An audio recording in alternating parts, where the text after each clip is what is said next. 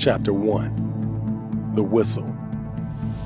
The line between life and death had never felt so real, so razor thin, until I heard the whistle, a sound like air being ripped in half. Not loud, just sharp, cold, final. Phew! The bullet sliced past my ear, close enough to feel the heat brush my skin, close enough to hear it whisper my name as it flew into the night, embedding itself into the brick behind me with a dry, angry thud. My knees almost buckled, but instinct took over. I ducked behind the dumpster, heart hammering, breath locked in my chest like it was afraid to leave me. Seconds stretched. The world was silent except for my pulse. I could have died right there in that alley behind the apartments. Apartment 258, Slab City, Wheatland Road, the place we used to call home like it meant something, like it protected us. But it didn't. Not anymore.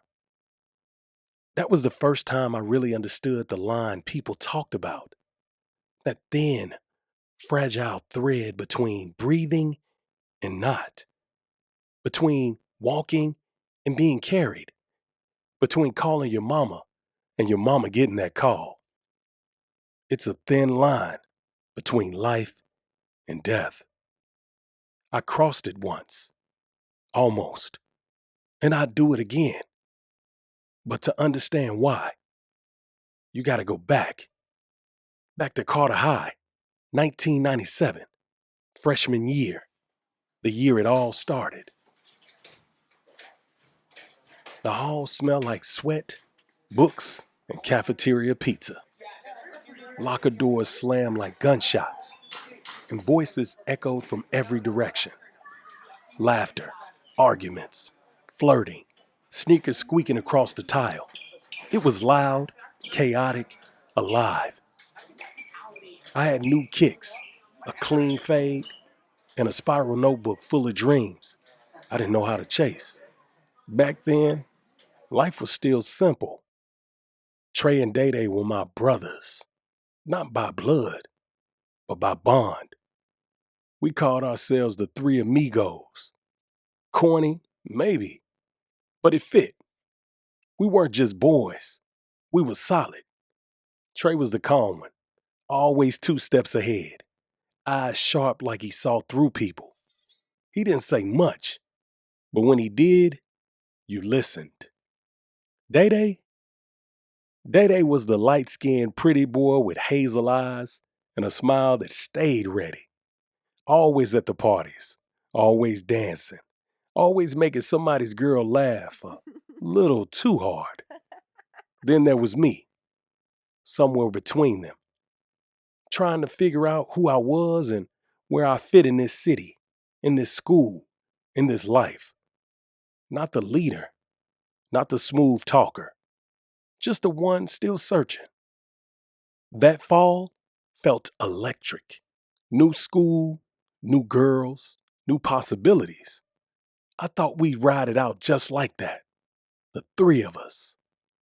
But life don't stay still for nobody. The first fracture came when Dada started dipping off to parties without us.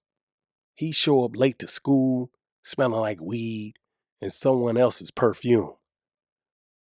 Trey started missing class altogether, always talking about moves and money.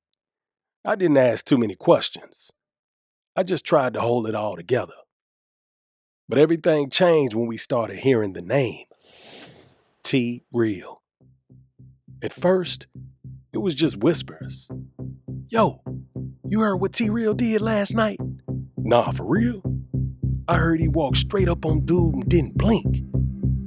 He ain't from round here, but I heard he's deep in Slab City now. Nobody know where he came from. Nobody ever saw him at school, but everybody had a story. All different, all dangerous. Some said he was a ghost. Others said he didn't talk, just handled business. I figured he was just a myth, a name people threw around to make the hood seem harder than it really was. Then I met him, or at least I thought I did. That night behind apartment 258, when the bullet missed me by a breath and the world stood still, I swear I felt him standing right behind me, like a shadow, like a reflection that didn't belong.